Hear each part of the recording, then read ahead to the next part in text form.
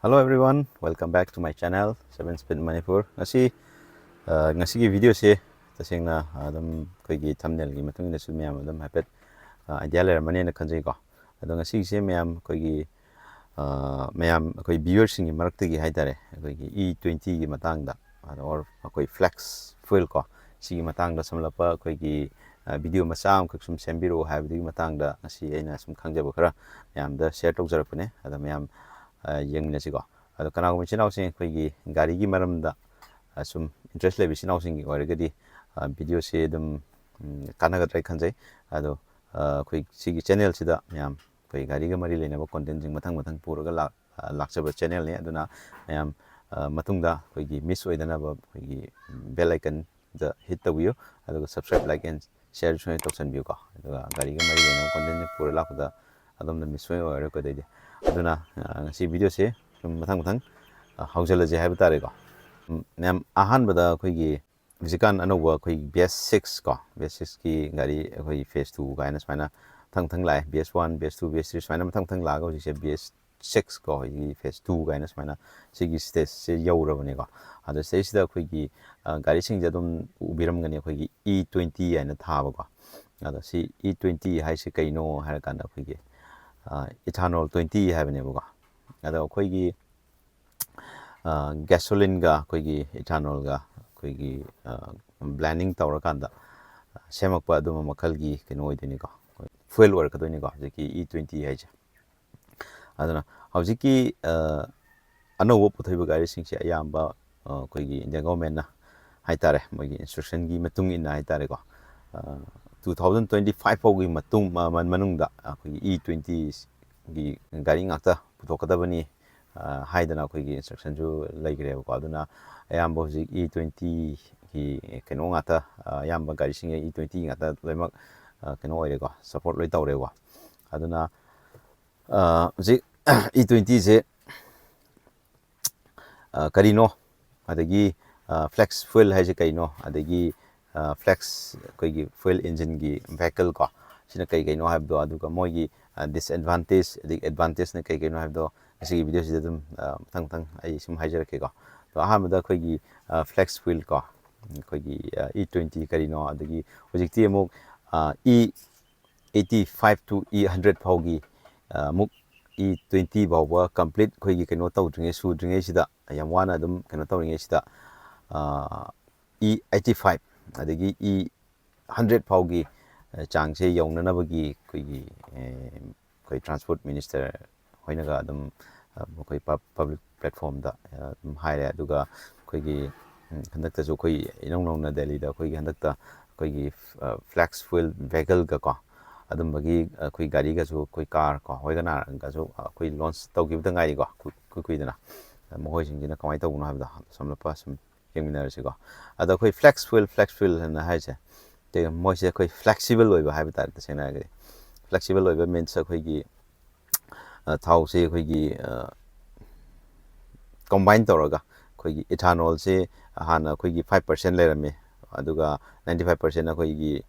petrol orame adumaina upgrade la kana mu E10 ko E10 haidi koigi ethanol je 10% am oire aduga 90% am petrol ore ade hojina mu E20 hena hojik latest ko E20 jil lai ko E20 sina mu ethanol je 20% am la ane buga aduga petrol sina mu keno la ane 80% la ane buga adu smai to na thang koigi ethanol ga mix tawra kana semakpane buga ethanol E20 na thar jingse smai to na msi je mu koigi E85 yongnabugi muk lai buga adu myam na hangyam do se koigi ethanol se magi percentage se yam khle inge koi gari da nuai tabra khotabra haibagi kenoma jingna ba madum phawngane buga hoi chume koigi ethanol sigi magi chang se percentage se henkle inge khoida gari da haitare ko magi disadvantage sai ga digo koigi gari da khui fuel se koigi magi combustion tor kana magi power output haitare magi power se kitang as compared to koigi petrol ko 100% gasoline petrol jiga koi ethanol jiga magi power se produce so se koigi ethanol na khara handa ba haitare ko aduna koigi mileage ta di khara dum performance kitang koigi 20 to 30 sai gi ꯆꯥꯡꯁꯦ ꯍꯟꯊꯔꯛꯄꯒꯤ ꯆꯥꯡꯗ ꯁꯨꯃꯥꯏꯅ ꯍꯥꯏꯅꯩꯌꯦꯕꯀꯣ ꯑꯗꯣ ꯑꯩꯈꯣꯏꯒꯤ ꯑꯗꯨꯒ ꯑꯃꯨꯛ ꯃꯁꯤꯒꯤ ꯃꯇꯨꯡ ꯏꯟꯅ ꯑꯩꯈꯣꯏꯒꯤ ꯃꯥꯒꯤ ꯑꯩꯈꯣꯏꯒꯤ ꯄ꯭ꯔꯥꯏꯁꯁꯤꯁꯨ ꯑꯗꯨꯝ ꯈꯔꯗꯤ ꯍꯟꯊꯔꯛꯀꯅꯦꯕꯀꯣ ꯑꯗꯨꯃꯥꯏꯅ ꯇꯧꯗꯅ ꯑꯩꯈꯣꯏꯒꯤ ꯃꯥꯒꯤ ꯃꯥꯏꯂꯦꯖꯁꯦ ꯈꯤꯇꯪ ꯗ꯭ꯔꯣꯞ ꯇꯧꯕꯒꯤ ꯀꯟꯗꯤꯁꯟ ꯈꯔ ꯂꯩ ꯑꯗꯨꯒ ꯑꯩꯈꯣꯏꯒꯤ ꯒꯥꯔꯤꯗ ꯑꯩꯈꯣꯏꯒꯤ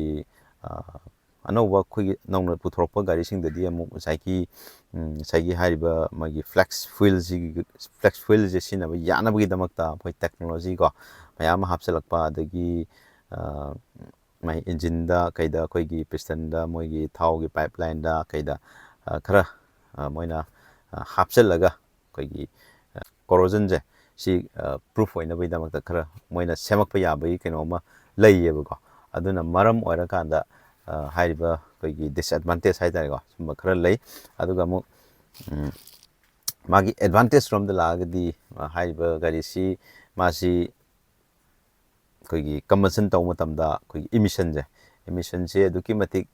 ꯅꯦꯝꯃꯦ ꯑꯩꯈꯣꯏꯒꯤ ꯀꯥꯔꯕꯣꯟ ꯗꯥꯏꯑꯣꯛꯁꯥꯏꯠ ꯑꯩꯈꯣꯏ ꯒꯥꯔꯤ ꯊꯧꯕ ꯃꯇꯝꯗ ꯑꯩꯈꯣꯏ ꯀꯥꯔꯕꯣꯟ ꯗꯥꯏꯑꯣꯛꯁꯥꯏꯠ ꯏꯃꯤꯁꯟ ꯇꯧꯔꯤꯁꯦ ꯆꯥꯡꯁꯦ ꯍꯥꯏꯔꯤꯕ ꯑꯩꯈꯣꯏꯒꯤ ꯏꯊꯥꯅꯣꯜꯁꯤꯗꯗꯤ ꯃꯥꯁꯦ ꯑꯌꯥꯝꯕ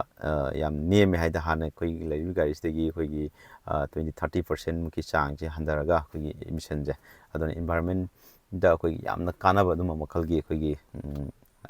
ꯀꯩ ꯍꯥꯏꯇꯥꯔꯦ ꯐꯨꯦꯜ ꯑꯃ ꯑꯣꯏꯌꯦꯕꯀꯣ ꯑꯗꯣ ꯃꯌꯥꯝꯅꯁꯨ ꯈꯪꯅꯤꯡꯉꯝꯒꯅꯤ ꯃꯔꯝ ꯍꯥꯏꯗꯤ ꯑꯩꯈꯣꯏꯒꯤ ꯍꯥꯏꯔꯤꯕ ꯉꯁꯥꯏꯒꯤ ꯏꯊꯥꯅꯣꯜꯁꯦ ꯀꯃꯥꯏꯅ ꯁꯦꯝꯃꯛꯄꯅꯣ ꯈꯣꯠꯄꯅꯣ ꯀꯥꯏꯅ ꯑꯩꯈꯣꯏꯒꯤ ꯀꯔꯤꯗꯒꯤ ꯂꯥꯛꯄ ꯀꯃꯥꯏꯅ ꯇꯧꯕꯅꯣꯅꯀꯣ ꯑꯗꯨꯝꯇꯪꯒ ꯍꯥꯏꯐꯦꯠꯇꯪ ꯍꯥꯏꯖꯔꯝꯒꯦ ꯑꯩꯈꯣꯏꯒꯤ ꯏꯊꯥꯅꯣꯜ ꯍꯥꯏꯔꯤꯕ ꯄꯣꯠꯁꯤ ꯑꯩꯈꯣꯏꯒꯤ ꯌꯥꯝ ꯑꯩꯈꯣꯏ ꯂꯧꯃꯤꯁꯤꯡꯅ ꯄꯨꯊꯣꯛꯄ ꯑꯩꯈꯣꯏꯒꯤ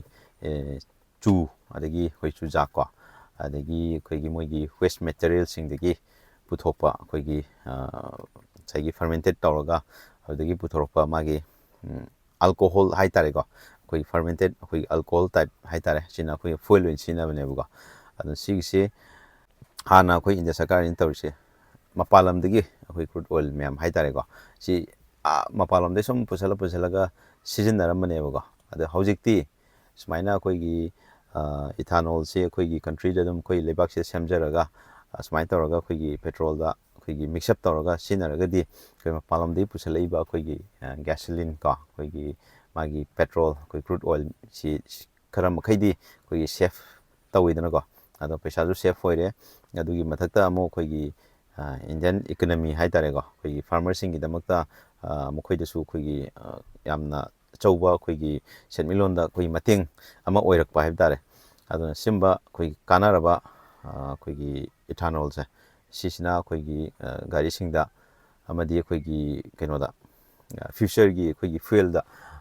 ꯀꯩꯅꯣ ꯑꯣꯏꯕ ꯐ꯭ꯂꯦꯛꯁ ꯑꯣꯏꯍꯟꯕ ꯍꯥꯏꯇꯥꯔꯦꯀꯣ ꯁꯨꯃꯥꯏꯅ ꯑꯩꯈꯣꯏ ꯐ꯭ꯂꯦꯛꯁꯤꯕꯜ ꯑꯣꯏꯍꯜꯂꯒ ꯑꯩꯈꯣꯏ ꯒꯥꯔꯤꯁꯤꯡꯗ ꯍꯧꯖꯤꯛꯇꯤ ꯑꯌꯥꯝꯕ ꯑꯩꯈꯣꯏ 100% ꯑꯩꯈꯣꯏꯒꯤ ꯐ꯭ꯂꯦꯛꯁ ꯐꯨꯦꯜ ꯀꯝꯄ꯭ꯂꯥꯏꯟ ꯑꯣꯏꯕ ꯑꯩꯈꯣꯏ ꯒꯥꯔꯤꯁꯤꯡ ꯂꯣꯏꯅꯃꯛ ꯑꯌꯥꯝꯕ ꯄꯨꯊꯣꯛꯄ ꯍꯧꯔꯛꯑꯅꯤ ꯇꯞ ꯇꯞꯅꯀꯣ ꯍꯧꯖꯤꯛ ꯍꯧꯈ꯭ꯔꯦꯀꯣ ꯑꯩꯈꯣꯏꯒꯤ ꯕꯖꯥꯖ ꯄꯜꯁꯔꯒꯤꯁꯨ ꯑꯩꯈꯣꯏꯒꯤ 100% ꯀꯩꯅꯣꯅꯒ ꯊꯧꯕ ꯌꯥꯕꯒꯤ ꯑꯗꯨꯒ ꯍꯤꯔꯣꯒꯤ